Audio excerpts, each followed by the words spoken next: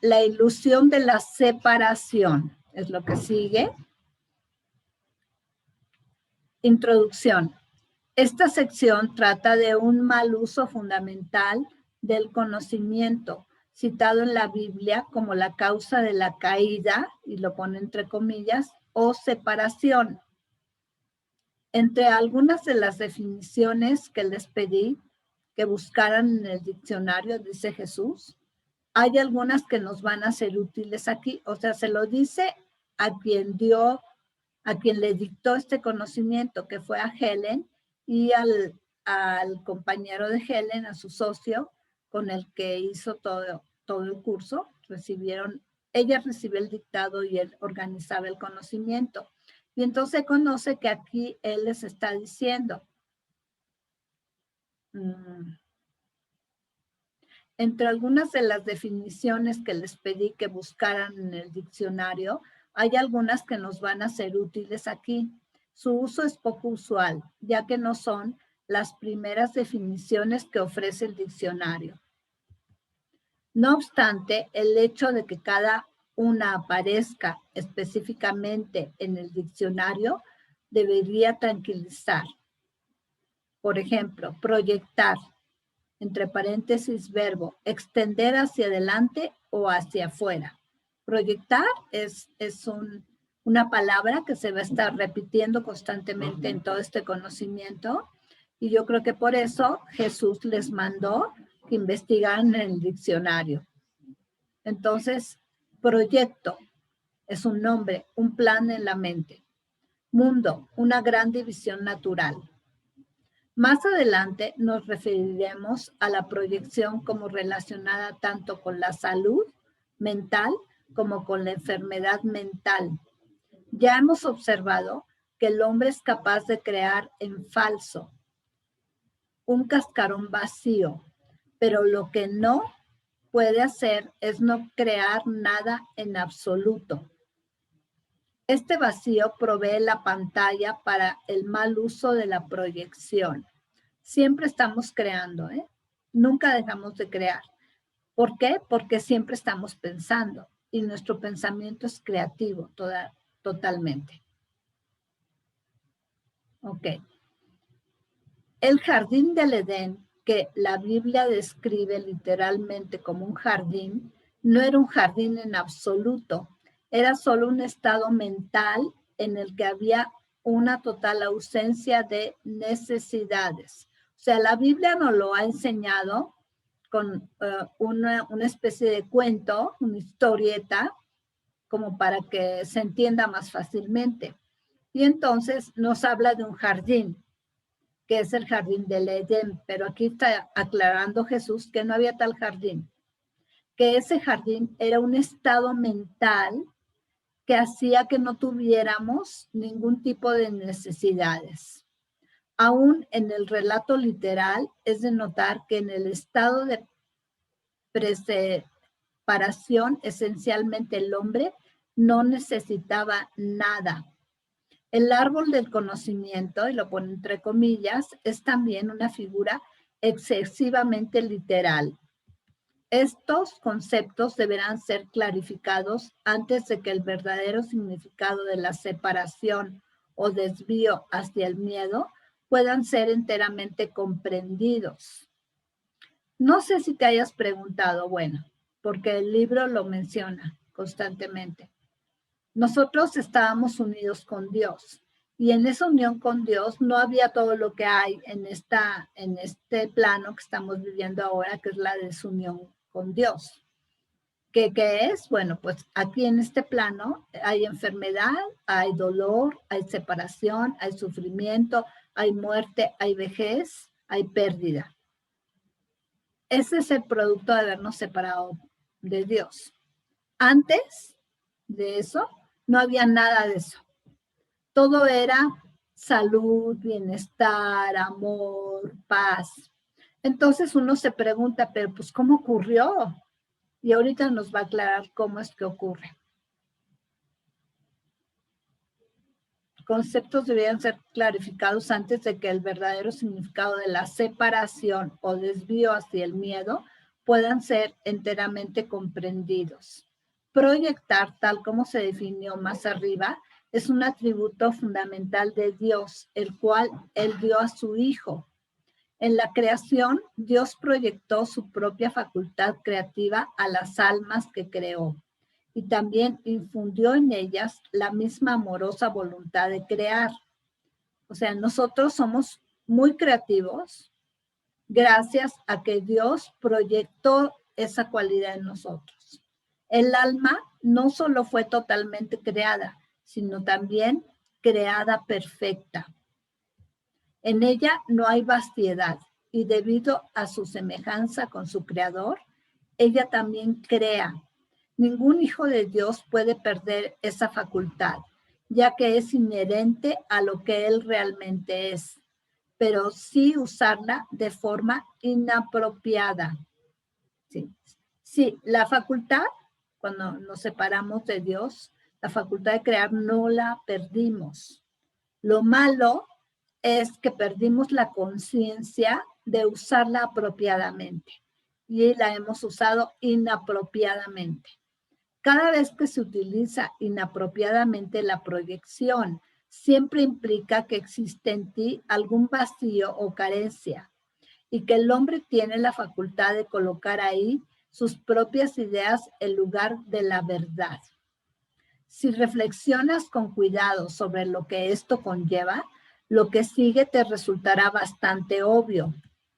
Primero, está implícito el supuesto de que lo que Dios creó puede ser cambiado por la mente del hombre. Segundo, se acepta el concepto de que lo que es perfecto puede volverse imperfecto o necesitado. Tercero, se acepta la creencia de que el hombre puede distorsionar las creaciones de Dios, incluyéndose a sí mismo. Todo esto es mentira, ¿eh? Cuarto, puesto que el hombre puede crearse a sí mismo, está implícita la idea de que la dirección que tome su propia creación depende de él. Estas distorsiones relacionadas entre sí representan la imagen de lo que actualmente ocurrió en la separación. Nada de esto existía antes de la separación, ni existe realmente ahora. El mundo fue hecho como una gran división natural, es decir, como una proyección de Dios hacia afuera. Por eso, todo lo que Dios proyectó es semejante a Él. La proyección tal como Dios la emprendió es similar al resplandor interno que los hijos del Padre heredan de Él.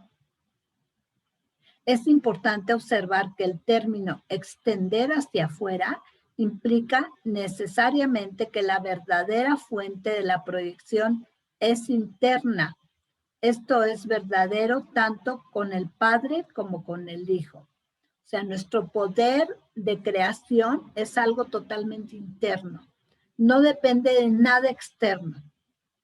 El mundo, en la connotación original del término, incluía tanto la propia creación del hombre por Dios, como la propia creación por el hombre en su mente acertada. Lo segundo requirió que Dios dotara al hombre de libre albedrío, porque toda creación amorosa es dada libremente. Ninguna de estas afirmaciones implica la presencia de niveles, sino que de hecho no implica otra cosa que una continua línea de creación en la que todos los aspectos tienen el mismo rango. Cuando aparecieron las mentiras de la serpiente, entre comillas, se las llamó específicamente mentiras porque no son verdad. Cuando el hombre las escuchó, lo único que oyó fueron falsedades. Él no tiene por qué seguir creyendo lo que no es verdad, a no ser que así lo decida. Todas sus creaciones en falso pueden literalmente desaparecer en un abrir y cerrar de ojos, porque no son más que falsas percepciones visuales. El ojo espiritual del hombre puede dormir, pero un ojo que duerma puede seguir viendo. Lo que se ve en sueños parece ser muy real. En la Biblia se menciona que sobre Adán se abatió un sueño profundo, pero no se hace referencia en ninguna parte a que hubiese despertado. O sea, que seguimos dormidos. La historia del hombre en el mundo, tal como él la ve, no ha sido marcada todavía por ningún despertar o renacer genuino o completo. Un renacer así es imposible, mientras el hombre siga proyectando o creando en falso. ¿Sí? No podemos despertar mientras sigamos creando en falso. No obstante, sigue estando en él la facultad de proyectar tal como Dios le proyectó su propio espíritu. En realidad, esta es su única opción, pues su libre albedrío le fue dado para que se deleitara. En última instancia, todo miedo se puede reducir a la equivocada percepción básica de que el hombre tiene la facultad de usurpar el poder de Dios. Lo único que cabe enfatizar es que ni puede ni fue capaz de hacerlo. En este hecho se encuentra la verdadera justificación para escapar del miedo. Se va a liberar del miedo cuando acepte el redimir, lo cual lo lleva a darse cuenta de que sus propios errores realmente nunca ocurrieron. Ese es el redimir, que en otras palabras es la corrección del error. Cuando el sueño profundo se abatió sobre Adán, este adquirió la propensión de experimentar pesadillas debido a que estaba dormido. Si de repente se enciende una luz cuando alguien está teniendo una pesadilla aterradora, puede que inicialmente interprete la luz como parte de su pesadilla y tenga miedo de ella. No obstante, cuando despierte, percibirá acertadamente la luz como liberación de la pesadilla, a la que entonces dejará de atribuirle realidad. O sea, todo este mundo de horror que hemos creído que existe es una pesadilla, que se va a acabar cuando despertemos, cuando nos demos cuenta de lo que es un mal sueño nada más. Está bastante claro que esta liberación no depende del tipo de conocimiento, y lo pone entre comillas, que no es otra cosa que un conjunto de engañosas mentiras. El conocimiento que te ilumina en vez de mantenerte en la penumbra es el conocimiento que no solo te libera, sino que además te muestra con claridad que realmente eres libre. Sean cuales sean las mentiras que te hayas creído, para el milagro son irrelevantes, pues puede curar cualquiera de ellas con la misma facilidad. El milagro no hace distorsiones entre diferentes percepciones falsas. Su única ocupación es distinguir entre la verdad por un lado y todos los tipos de errores por el otro. Algunos milagros pueden parecer de mayor importancia que otros, pero recuerda el primer principio de este curso: no hay grados de dificultad entre los milagros. Eso ya lo hemos visto. Un milagro que cura una gripa o que cura un cáncer es exactamente lo mismo. Ambos son errores que están siendo corregidos por el milagro. En la realidad, tú eres perfectamente invulnerable a toda expresión de falta de amor. Estas expresiones pueden provenir de ti mismo o de otros, o de ti mismo hacia otros, o de otros hacia ti. La paz es un atributo que se encuentra en ti. No lo hallarás fuera de ti mismo. Toda enfermedad mental constituye alguna forma de búsqueda externa. Tener salud mental es tener paz interior. Qué fuerte lo que está diciendo aquí, ¿eh? Quiere decir que la enfermedad mental no es más que buscar afuera lo que está dentro de mí.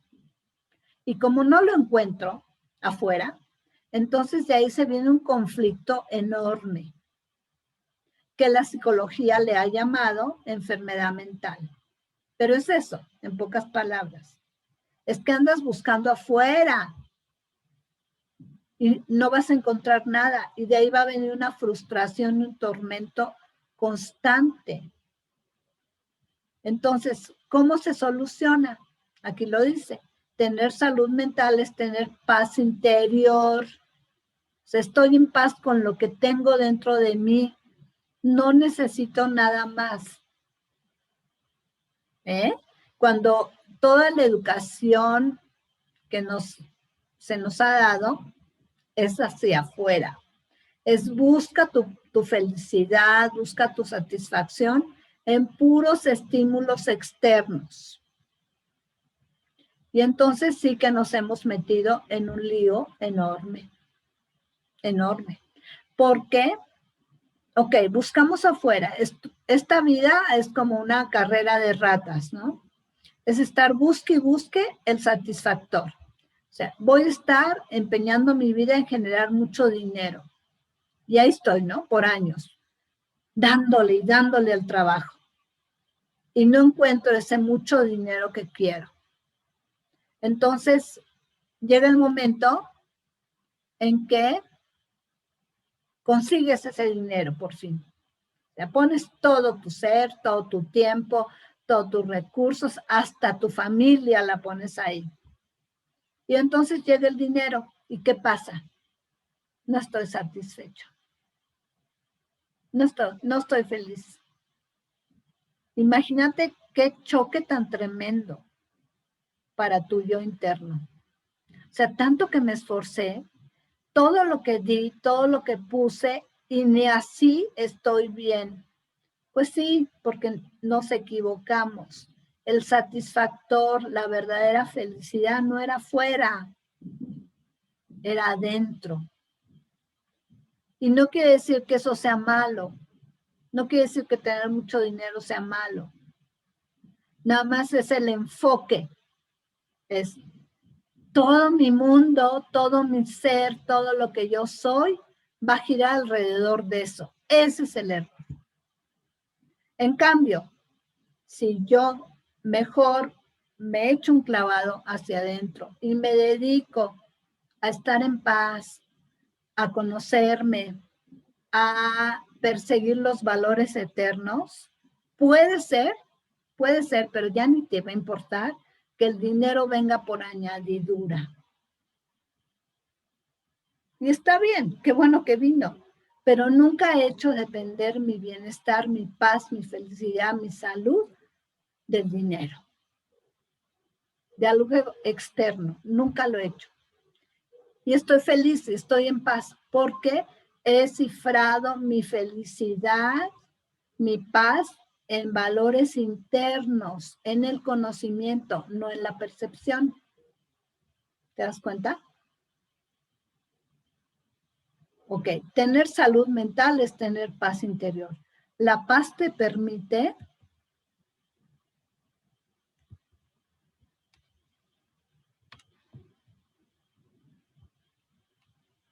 mantenerte ecuánime ante cualquier falta de amor proveniente de afuera, y por medio de la extensión de tus milagros te capacita para corregir las condiciones que resultan de la falta de amor en los demás.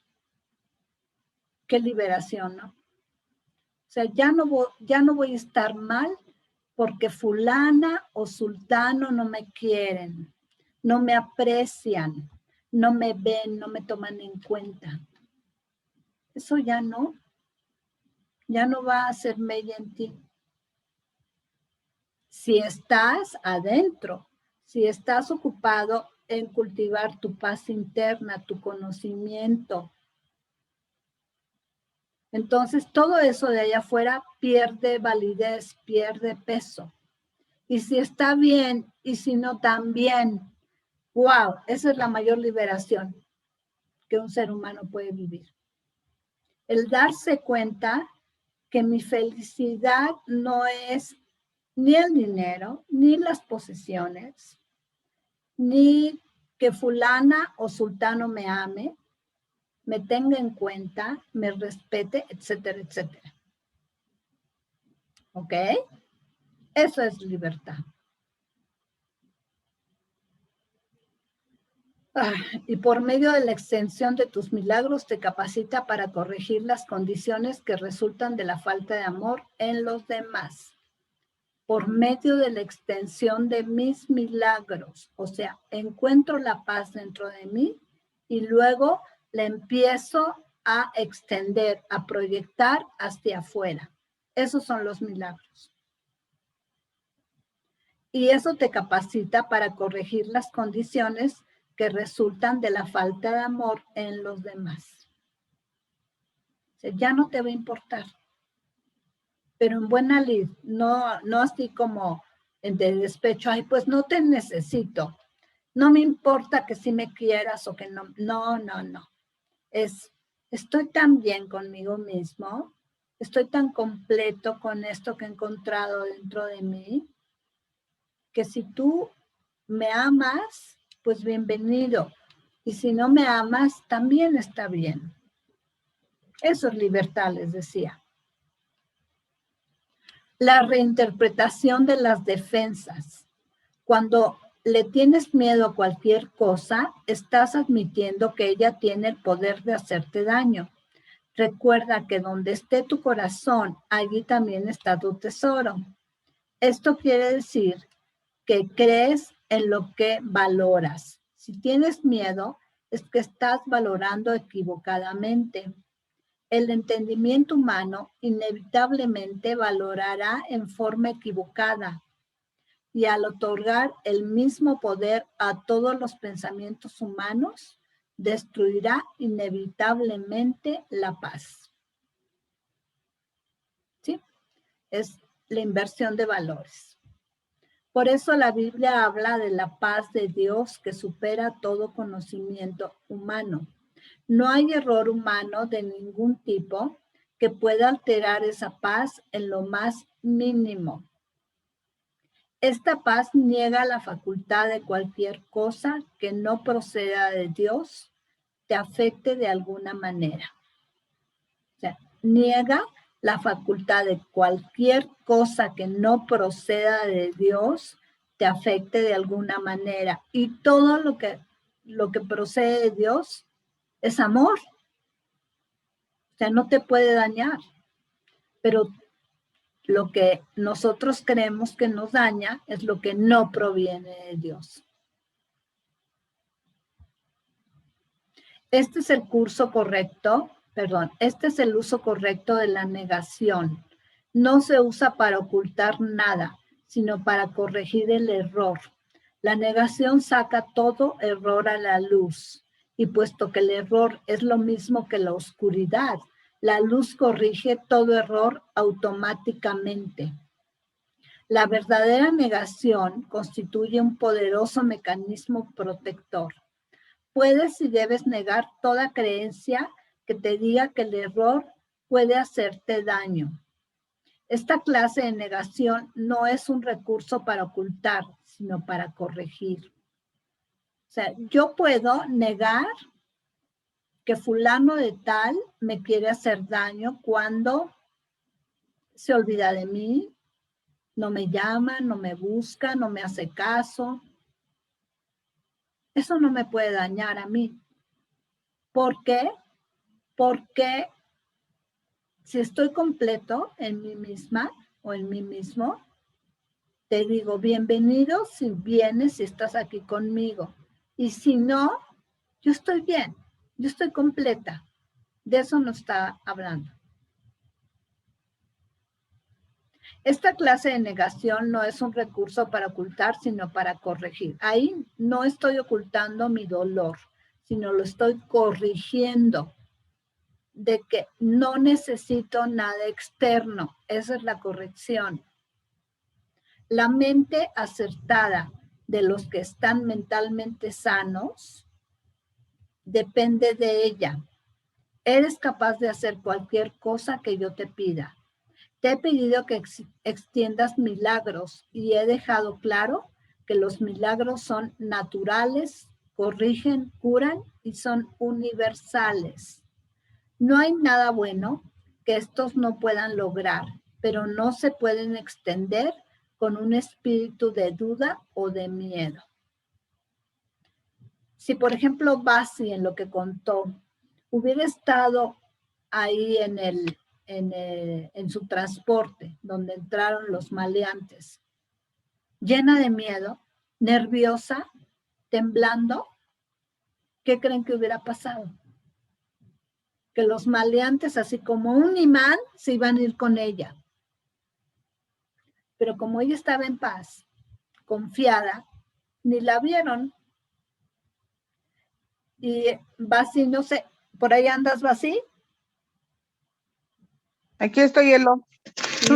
No sé si estabas cuando Iván, en las clases presenciales, nos contó de su secuestro. No lo recuerdo. Bueno, uno de mis alumnos tuvo una graduación del curso de milagros increíble. Él era mi paciente y aparte era alumno del curso de milagros, y él le había caído el 20 de todo este conocimiento, pues muy profundamente en su ser. Y no tenía mucho en el curso, tendría como, cuando mucho, 6 meses. Y entonces lo secuestran. Y fue terrible la experiencia. Se lo llevaron a él y a sus amigos toda la noche a la Jusco. Ahí los tuvieron muertos de frío, con una pistola aquí constantemente, pidiendo rescate. Y eran como 5 señores. Y todos estaban muertos de miedo. Todos estaban ofreciendo: no, te doy mi casa, te doy mi carro, te doy todas mis cuentas, pero déjame ir. Y estos les decían: cállate porque si no aquí te mueres. Toda la noche así. Y el único que calladito estuvo toda la noche fue Iván, mi alumno de milagros. Y me decía: doctora, ¿usted cree que yo tenía miedo? No tenía miedo. Yo nada más le decía al Espíritu Santo: Espíritu Santo, yo sé que la muerte no existe, y si tú me quieres llevar ahora, yo ya estoy listo. Eso decía. Y eso lo metió en una paz increíble a Iván. Ay, yo hasta me emociono. Porque pues era mi paciente también. Entonces cuando su esposa me dijo todo lo que había pasado con él, y como a los 2 días teníamos cita para su consulta, yo dije: no, pues ahora sí va a ser una sesión fortísima. Este hombre va a venir enfermo de miedo. No, cuando llegó a la consulta, creo que hasta estaba más en paz que yo.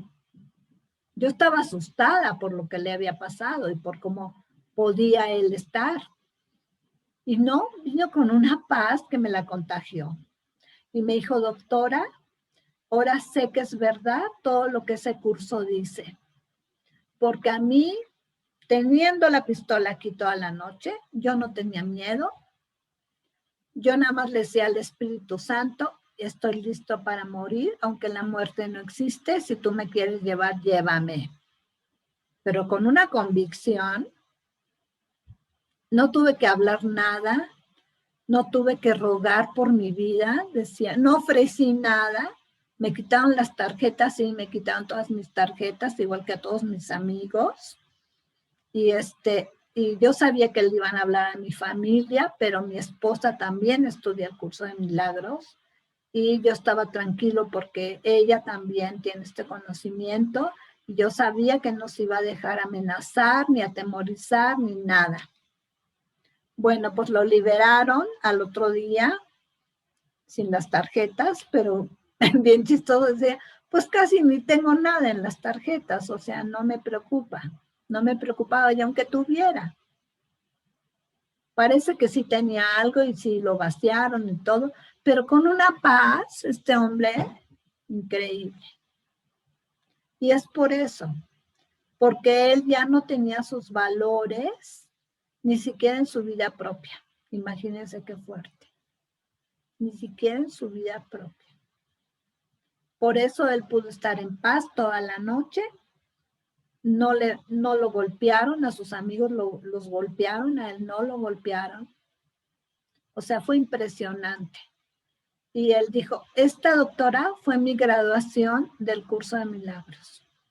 Ahora sí ya sé que lo entendí. Pues sí, claro que sí. Ya lo había entendido totalmente. Fue hermoso, fue hermoso.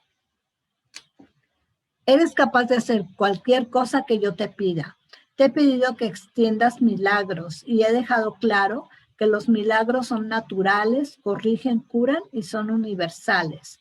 No hay nada bueno que estos no puedan lograr, pero no se pueden extender con un espíritu de duda o de miedo. Dios y las almas que creó son completamente dependientes entre sí. La creación del alma ya ha sido perfectamente lograda, pero la creación por parte de las almas no. Dios creó almas de modo que pudieran confiar en ellas, porque las creó perfectas. Les dio su paz para que no pudieran alterarse y así no pudiesen ser engañadas. Siempre que tienes miedo es porque estás engañado. Tu mente no está sirviendo a tu alma. Esto literalmente mata de hambre al alma al negarle su pan de cada día. Dios ofrece únicamente misericordia.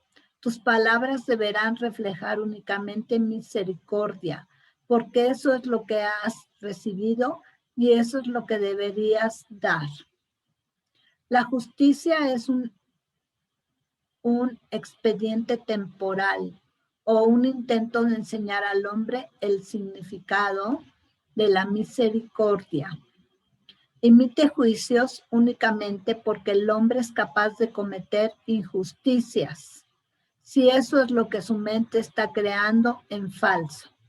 Tienes miedo de la voluntad de Dios porque usaste tu propia voluntad para crear en falso, voluntad que realmente Dios creó a semejanza de la suya.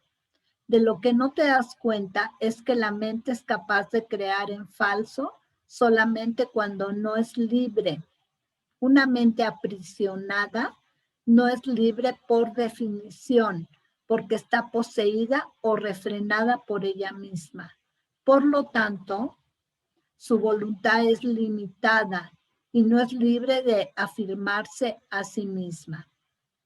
El verdadero significado de son una sola cosa, que se mencionó con anterioridad, es son una sola mente o una sola voluntad.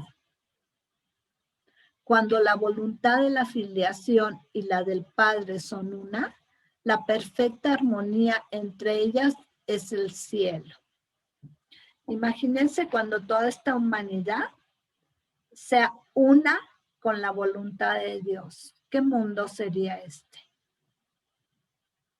Un paraíso, un verdadero paraíso. Y eso es lo único que se necesita, que la voluntad de todos nosotros esté alineada con la voluntad de Dios. Y es fácil hacerlo. Primero que nada, hay que conocer la voluntad de Dios. Y eso implica conocimiento. Y desafortunadamente, mucha gente, aunque cada día es menos, no le interesa. Desafortunadamente, están más ocupados en el fútbol, en las fiestas, en las reuniones sociales de cada fin de semana, en el tener, no en el ser, en todo lo que ya sabemos. Y entonces, pues así nunca van a averiguar cuál es la voluntad de Dios, porque la única manera de saber cuál es la voluntad de Dios es por medio del conocimiento de su palabra. Y este está en los libros. Y no son libros que mucha gente quiera comprar, consumir, leer.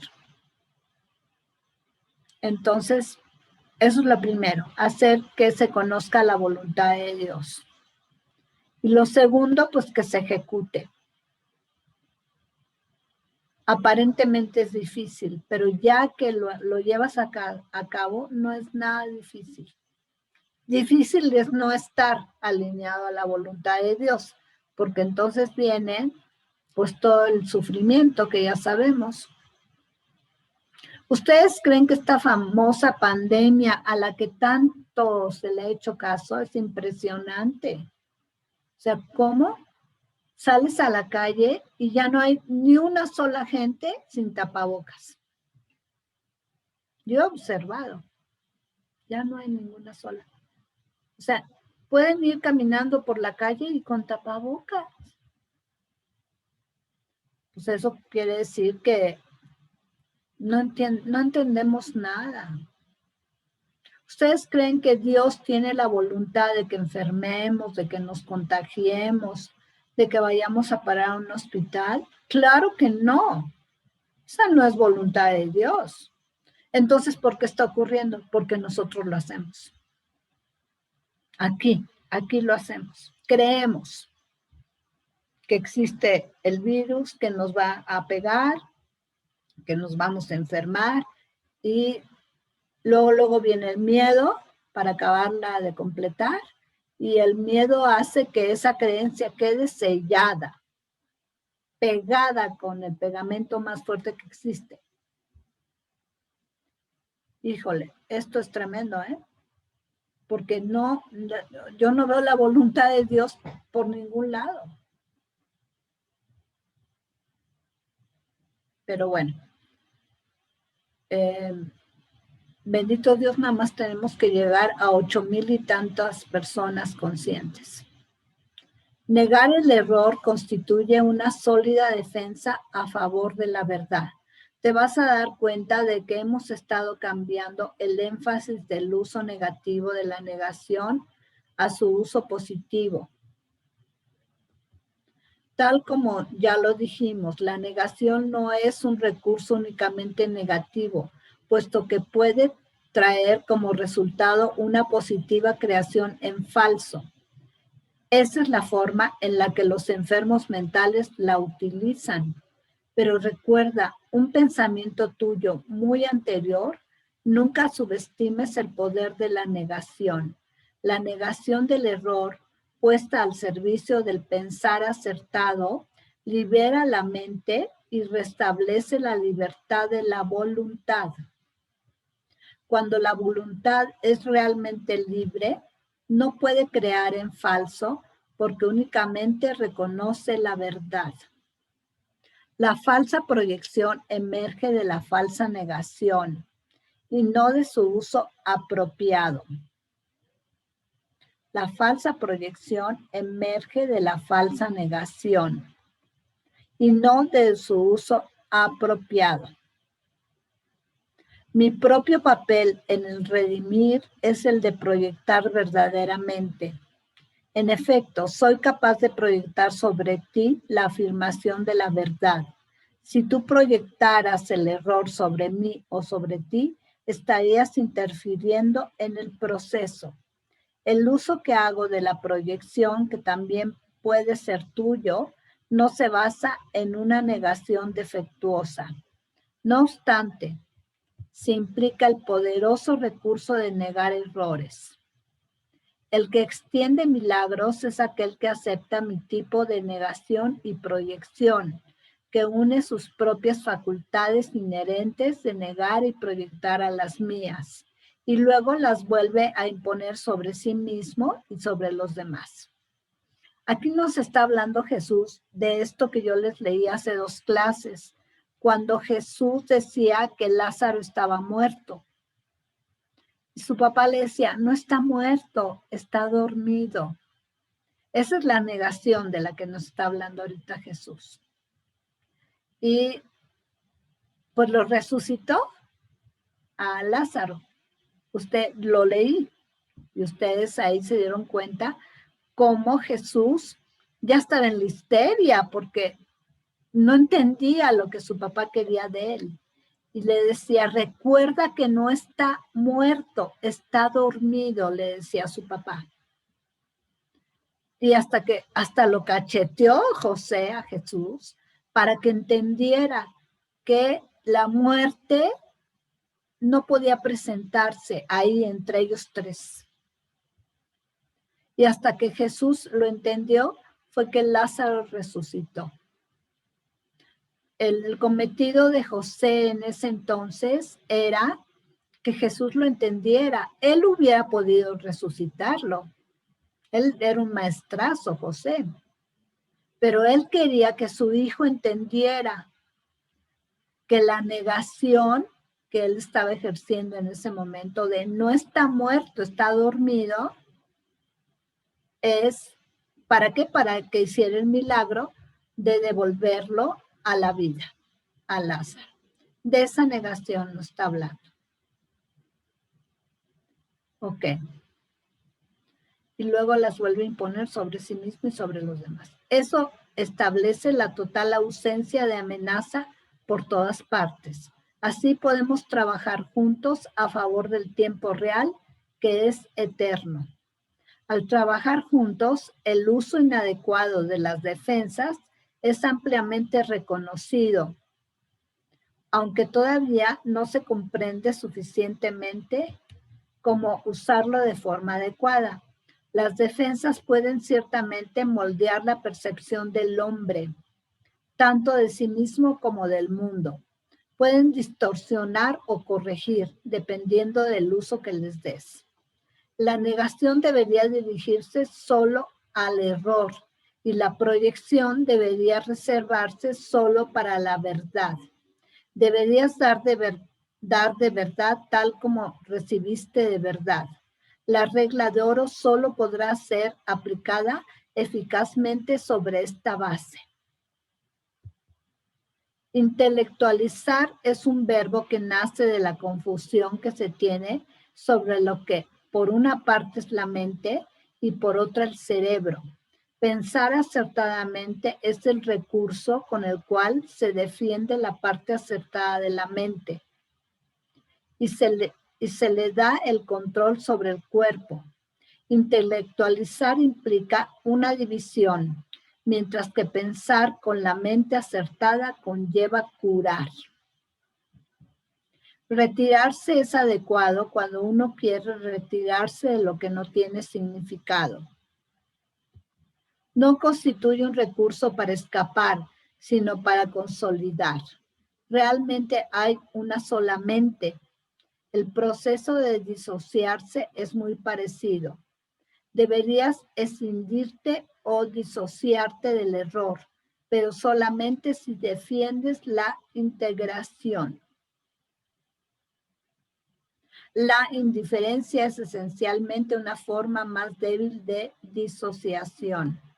Puedes huir en cualquier dirección que decidas, pero ten en cuenta que el concepto en sí implica que estás huyendo de algo. Huir del error es perfectamente apropiado. Puedes utilizar perfectamente el distanciamiento como forma de alejarte de aquello de lo que deberías huir. La regresión constituye, esto es bien importante. Cuando ocurrió el sismo del 17, que también fue el 19 de septiembre, yo estaba aquí en mi casa y aquí me quedé. Dado de que aquí a unas 3 cuadras se cayeron una cantidad de multifamiliares en Avenida Tlalpan, terribles, ¿no? Y mis alumnos de Milagros como que no podían creer que yo no fuera a los rescates. Ellos fueron, varios de mis alumnos fueron. Y yo no podía hacerles entender que eso no servía de nada o servía de bien poco, porque la verdadera ayuda es la negación. O sea, yo no creo en la muerte. Y el ir ahí y tratar de salvar a la gente es darle realidad a la muerte. Además, nadie se muere si no es por decisión propia.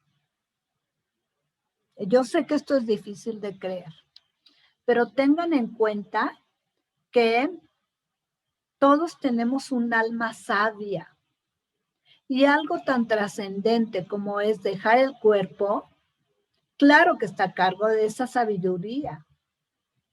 No es un accidente, no es, ay, pues ya me pasó y ya ni modo, no. O sea, ahí interviene el alma.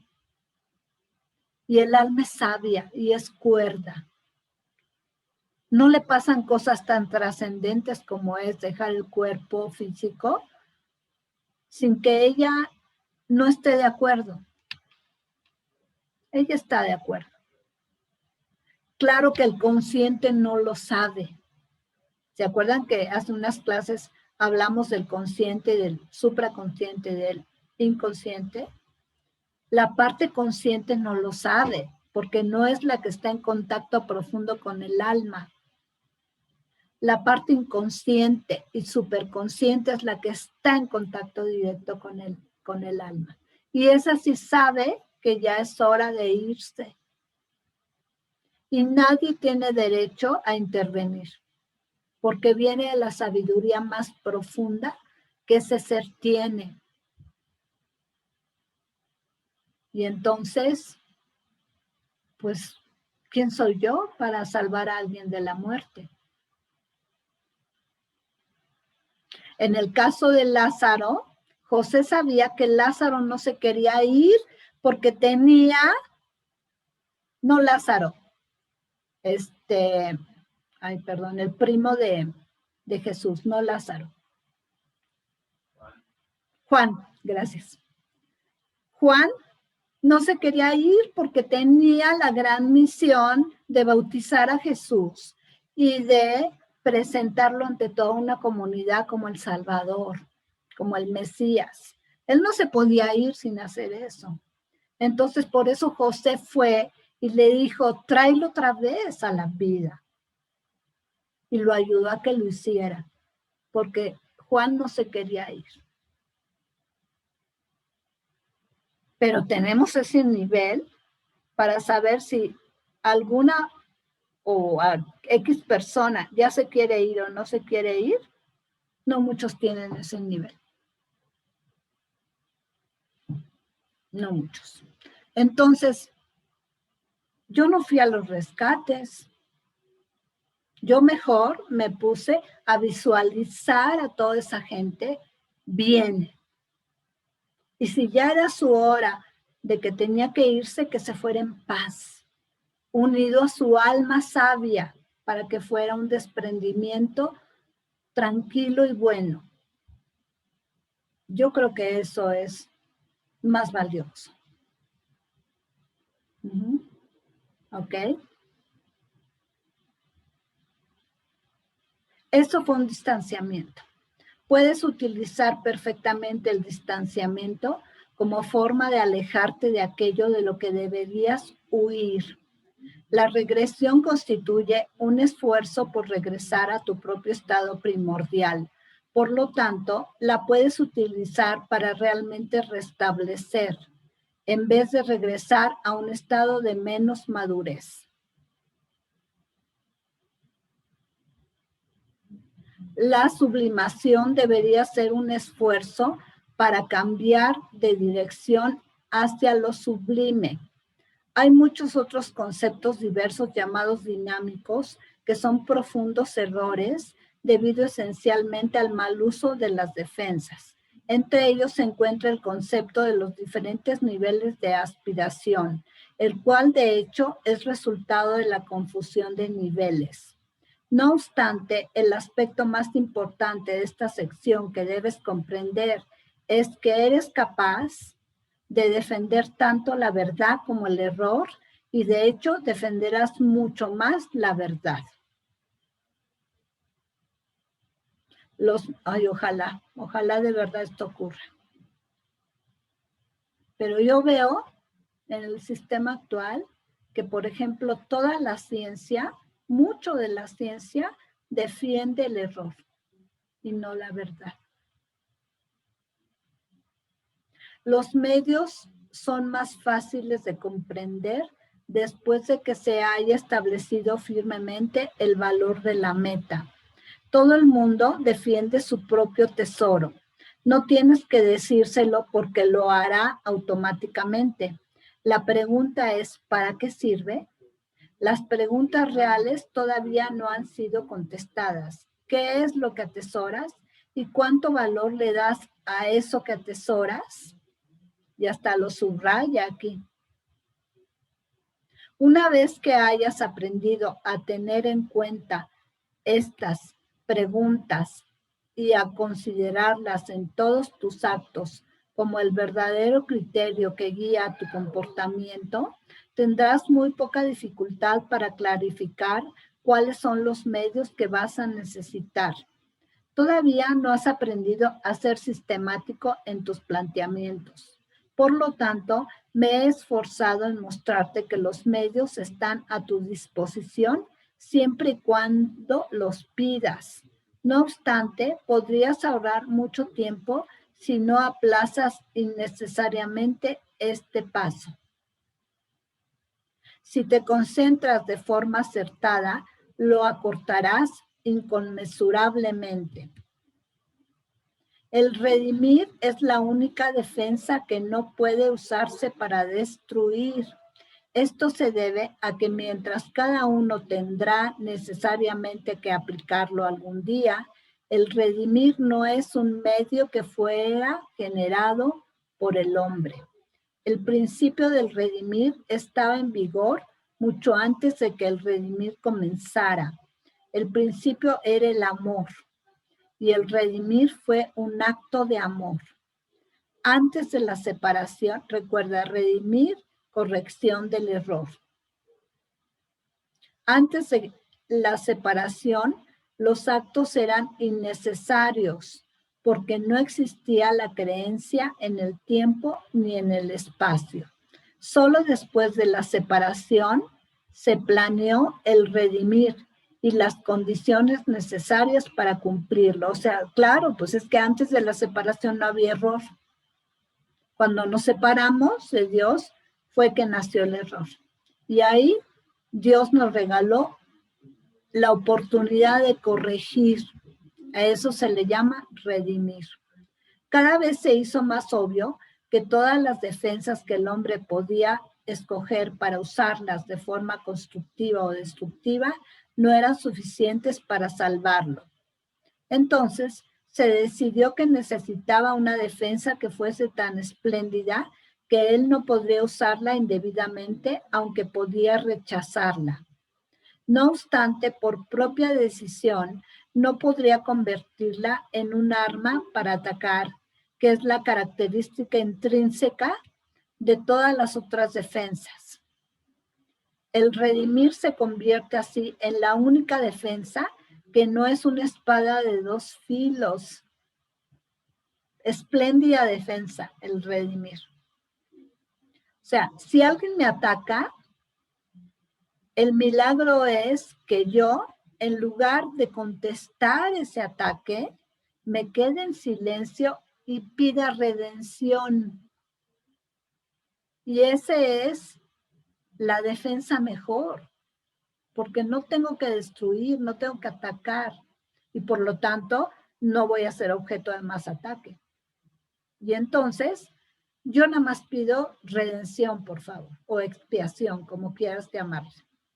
Y en ese momento se me va a iluminar el cerebro, la mente, y voy a tener una manera de reinterpretar eso que está pasando y quedarme en paz.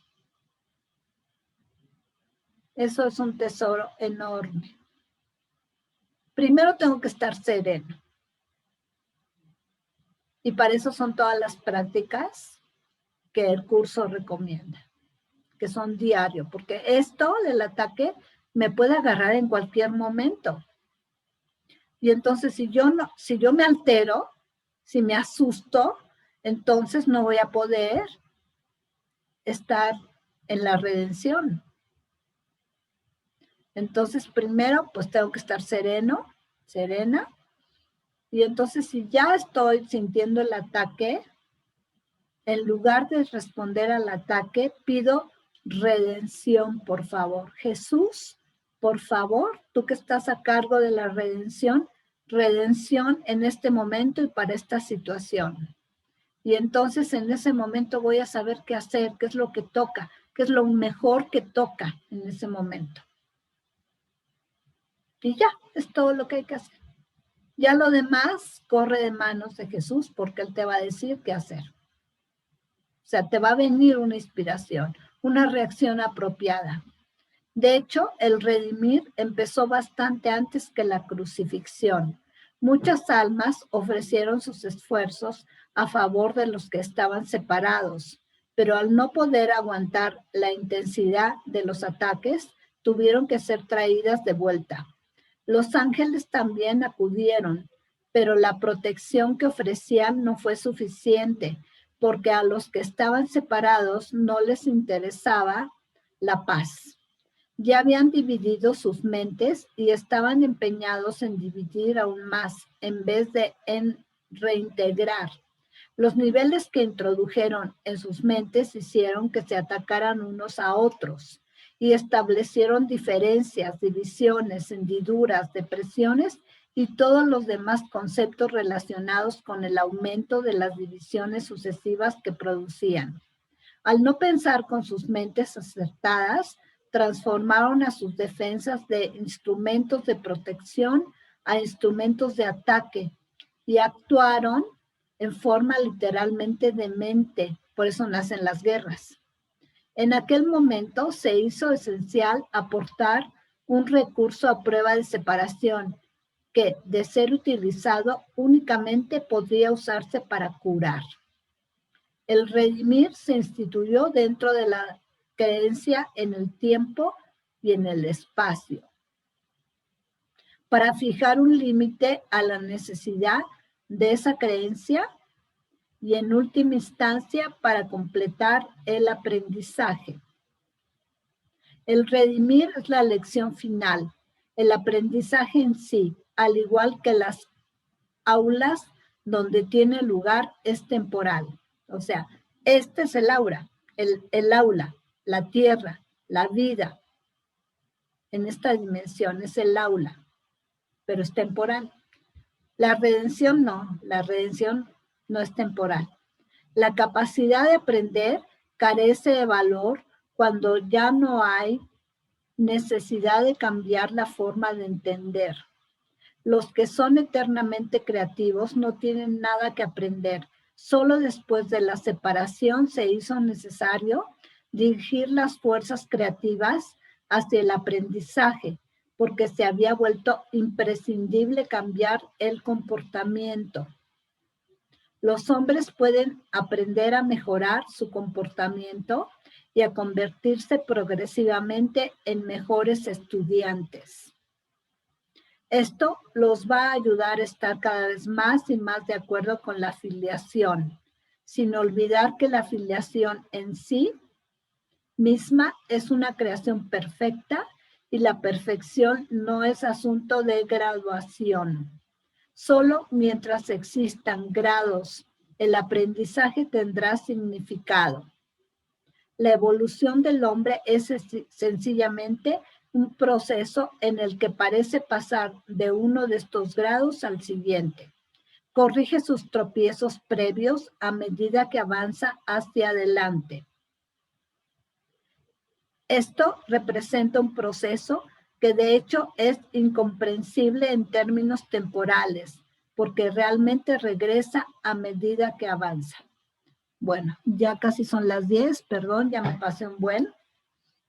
Yo creo que ahí lo dejamos. Interesantísimo esto de la redención, de la ilusión, de todo lo que hemos estado viendo hoy. Muy profundo. Así que si tienen dudas, exprésenlas ahorita o callen para siempre.